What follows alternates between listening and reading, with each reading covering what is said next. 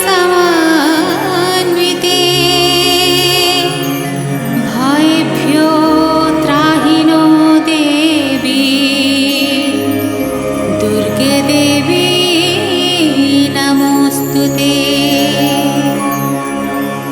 पिण्डजा प्रवरारूढा चण्डकोपास्त्रकैर्जूता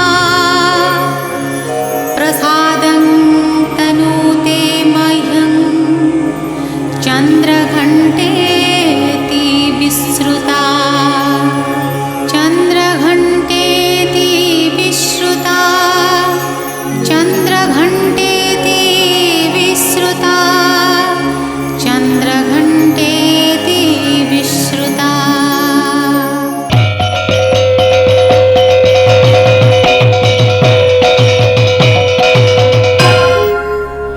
नवरात्रि के तीसरे दिन माता चंद्रघंटा की पूजा की जाती है।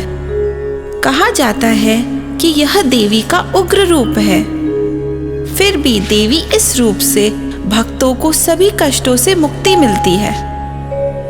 माँ चंद्रघंटा की कृपा से भक्तों के समस्त पाप और बाधाएं विनष्ट हो जाती है। इनके उपासक सिंह की तरह पराक्रमी और निर्भय हो जाते हैं।